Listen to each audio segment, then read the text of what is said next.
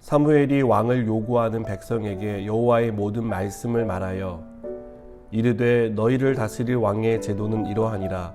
그가 너희 아들들을 데려다가 그의 병거와 말을 어거하게 하리니 그들이 그 병거 앞에서 달릴 것이며 그가 또 너희의 아들들을 천부장과 오십부장을 삼을 것이며 자기 밭을 갈게 하고 자기 추수를 하게 할 것이며 자기 무기와 병거의 장비도 만들게 할 것이며 그가 또 너희의 딸들을 데려다가 향료 만드는 자와 요리하는 자와 떡 굽는 자로 삼을 것이며 그가 또 너희의 밭과 포도원과 감람원에서 제일 좋은 것을 가져다가 자기의 신하들에게 줄 것이며 그가 또 너희의 곡식과 포도원 소산의 11조를 거두어 자기의 관리와 신하에게 줄 것이며 그가 또 너희의 노비와 가장 아름다운 소년과 나귀들을 끌어다가 자기 일을 시킬 것이며 너희의 양떼의 10분의 1을 거두어 가리니 너희가 그의 종이 될 것이라.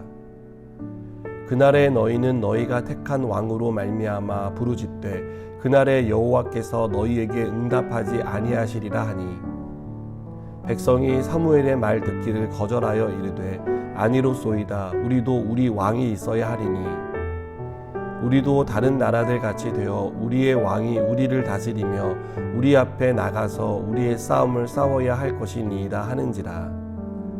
사무엘이 백성의 말을 다 듣고 여호와께 아뢰되 여호와께서 사무엘에게 이르시되 그들의 말을 들어 왕을 세우라 하시니 사무엘이 이스라엘 사람들에게 이르되 너희는 각기 성읍으로 돌아가라 하니라.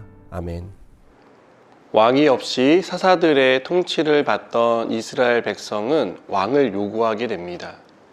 백성의 요구를 하나님은 허락해 주십니다. 이에 사무엘은 왕을 세우면 백성이 지키고 따라야 할 제도를 설명합니다. 먼저 아들들은 병역의 의무를 감당해야 합니다. 그들은 군인이 되어 왕의 말과 병거를 몰아야 합니다. 그중 어떤 사람은 군의 지휘관을 맡아 전쟁에 나가 싸워야 합니다. 또 무기를 만드는 일에 동원이 되고 왕의 밭에서 일을 하는데 동원되어야 합니다. 왕이 세워지면 딸들도 감당해야 할 몫이 생깁니다. 이들은 왕을 위해 향료를 만들거나 요리를 해야만 합니다. 백성들도 감당해야 할 일이 있습니다. 그들의 밭과 포도원 등에서 난 제일 좋은 곡물을 왕에게 바쳐야 합니다. 또 왕은 백성들의 밭에서 난 소득의 11조를 받아 신하들에게 줄 것입니다. 이뿐만이 아닙니다. 왕을 위해 노비를 바쳐야 하고 왕을 위해 노동도 감당해야 합니다. 무엇보다 왕이 마음에 들지 않는다고 하나님께 호소해도 하나님이 응답하지 않을 것이라는 이러한 조항이 들어 있었습니다. 왕을 세우는 일은 백성에게 득이 되는 일보다 실이 되는 일이 더 많아 보입니다. 사무엘이 왕정 제도에 대해 설명한 후에도 이스라엘 백성은 왕을 세워달라는 요구를 포기하지 않습니다. 그들은 너무 왕을 세우고 싶은 나머지 사무엘의 말을 듣지 않았습니다. 그렇다면 왜 이스라엘 백성은 이렇게까지 왕을 세워달라고 요구하는 것일까요? 왕이 없어서 이스라엘이 국가로 성장하지 못했기 때문입니까? 아닙니다. 지금까지 이스라엘은 국가적인 재난이 닥칠 때마다 하나님이 세우신 사사들을 통해 운영되었습니다. 이스라엘 백성이 하나님의 말씀을 따를 때마다 하나님은 그들에게 승리를 허락하셨고 때로는 필요를 채워주시는 은혜를 입혀주셨습니다.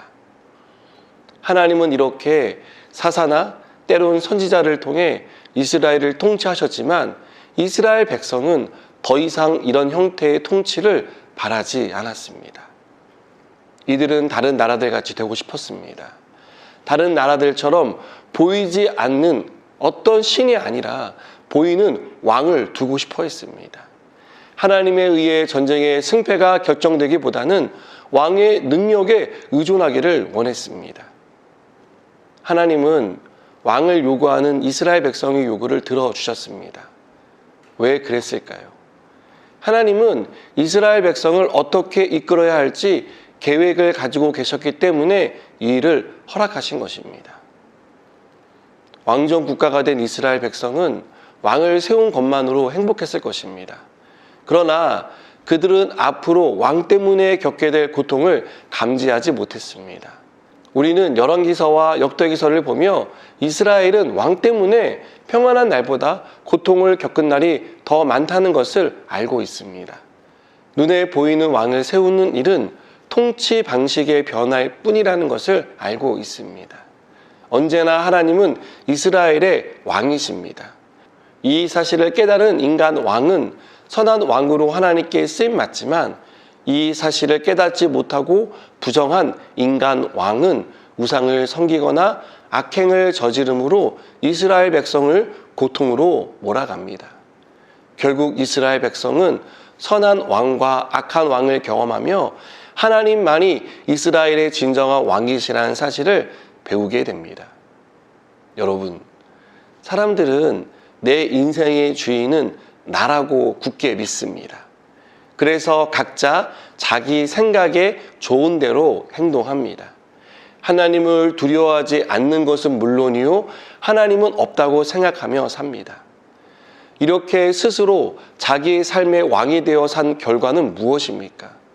하나님이 왕이심을 부정하고 하나님의 통치를 거부한 결과는 어떻게 나타났습니까? 세상은 풍요로워졌지만 우리의 삶은 힘들어졌습니다. 민주적이고 평화로운 세상을 꿈꿨지만 그런 세상은 사라지고 인간 지도자의 욕망과 욕심에 따라 전쟁과 분열이 끊이지 않는 모습을 우리는 목도하고 있습니다. 우리가 소속된 공동체도 사람이 왕이 되어 좋은 변화보다는 안 좋은 변화가 더 많아졌다는 것을 부인하기 힘듭니다. 하나님의 통치를 벗어난 이스라엘이 경험했던 고통이 우리에게도 있는 것입니다. 우리 가정이, 우리 공동체가, 나아가 이 나라와 열방이 다시 회복하기 위해 필요한 일은 온 땅의 왕이신 하나님을 다시 왕으로 모시는 것뿐입니다. 하나님이 왕 되신 삶을 살아가는 우리 모두가 되기를 주님의 이름으로 축복합니다. 함께 기도하시겠습니다. 하나님, 하나님이 우리의 삶에 진정한 왕이심을 고백합니다. 왕이신 하나님을 왕으로 모시며 살아갈 때 우리에게 참된 평화와 참된 행복이 임하는 줄 믿습니다. 이 사실을 늘 기억하며 살아가게 하여 주시옵소서. 예수님의 이름으로 기도드립니다. 아멘.